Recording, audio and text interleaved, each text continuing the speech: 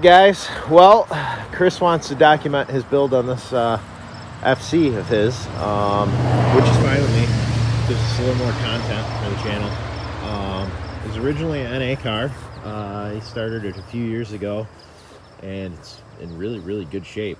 It sat for about 11 years, roughly 10, 11 years, and we got it here after he contacted me. We got it running pretty quick. Normally with these for sitting for any amount of period of time, the slave and master cylinder went bad. So we already replaced that. Yeah, with holding the hood up and doing this. This is turbo2 swapped. He wants to go for around 350, 400 horse to start. So we're going to be upgrading the turbo to probably a turbo setup on this. He's got an Adaptronic M6000 that we're going to be installing on this. Some injectors, fuel rails, fuel pressure regulator, turbo smart. I'm going to probably start on getting the ECU mounted, the old wideband out, because everything's in the new ECU. But as anyone knows, any cars that sit for any amount of time, you end up with lots of acorns and everything else. So I'm going to start with a little bit of cleaning here, get this out of here, get the ECU mounted, and then start working on the wiring harness for him. This build should be pretty straightforward for the most part, and we'll do it as we come up with the parts and start installing stuff. And I guess we'll go by it step by step, because why not? Yeah, I'm gonna get to it. I'm not gonna video me vacuuming and stuff like that. So let me get this cleaned out and start working on the ECU mount. All right, so I got this all vacuumed out. Pretty good, anyways. All right, so first things first is I'm gonna get this old Innovate wideband out, because with the new Adaptronic, we're not gonna use that anymore.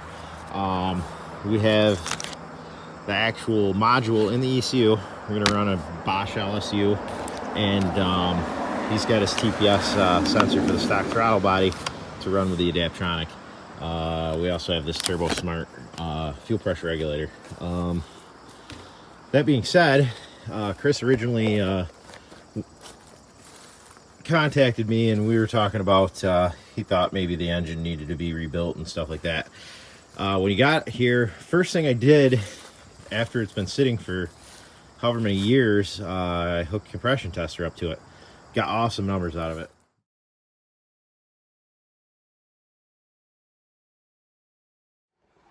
So yeah, we just topped off the coolant, did the compression test, whatnot. Let's see what we got.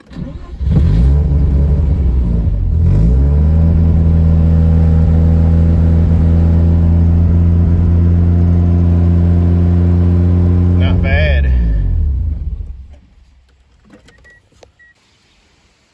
All right, we're gonna see if it moves. Here you go, Jordan.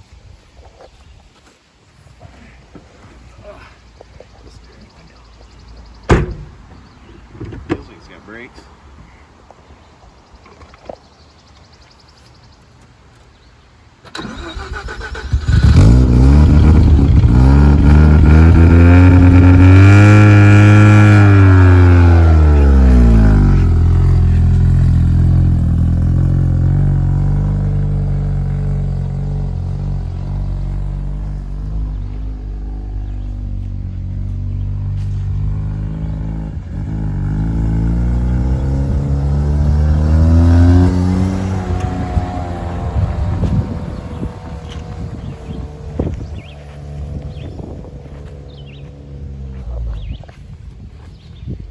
No need to rebuild this thing at the power levels he wants. A lot of places would be like, oh yeah, you have to rip it down, do this, that, you know, balance it, yada yada yada yada. For 350 horse, it's completely fine, stock turbo 2 motor. So we're just gonna go from here, and I know a lot of people will disagree, bitch, complain, everything else, because that's what they do with these cars.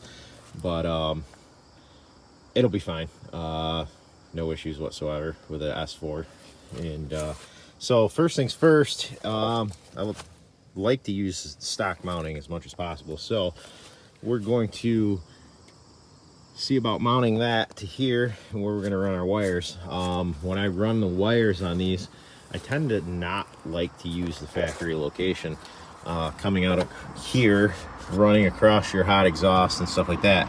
So I probably am going to drop the heater box and bring a hole under the intake manifold and come in with it, just because it keeps everything away from the heat.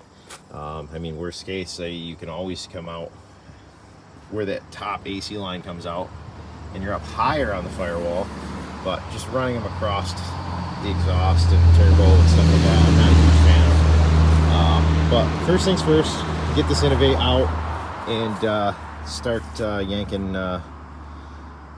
that out and start mounting that to that bracket, and then I'll probably get power to it and whatnot so I can do the firmware updates.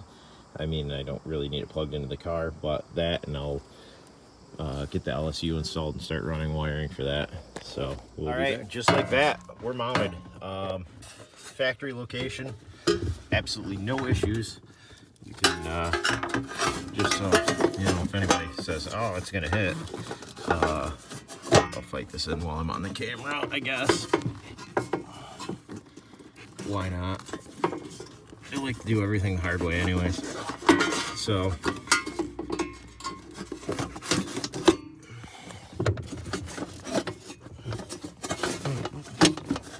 basically set this here like so, and just put this up,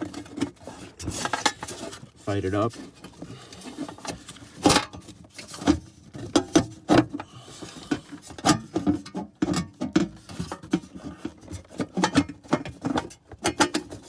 just like that. Installed in the factory location, no mounting it to the fucking glove box or in the glove box like people love to do for some reason I don't understand, or mounting it over here. Factory location, plenty of room for the wiring harness to go in and out. Take the 2 minutes and drill 3 holes. I mean, simplicity purposes for anybody that has never installed this type of TPS. I took everything off the shaft because we're going to be running premix and all that good stuff. So you take TPS off, you can take all the rest of that stuff off. So basically, you're just going to come over and run your wiring. However, at this point in time, I'm just going to stuff it down in here for now, and then basically it just goes on that bolt. So you slide it in. My camera angles are horrible. So as you can see, it has 2 little teeth on it. The shaft's flat. So basically, I keep filming everything but what I should be. Slide that in like so. Well, what's easier is you prop it on there first, and then this is kind of difficult with one hand. I'm gonna get this stuff ready for the next video. So like I said, I got to pull out a couple wires out of this harness, alternator, coolant temp, oil pressure, wipers.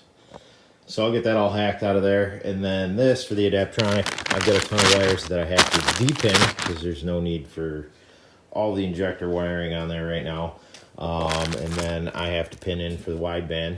So I'm gonna get that all done, pull all the pins out of that. I'm not gonna cut anything yet.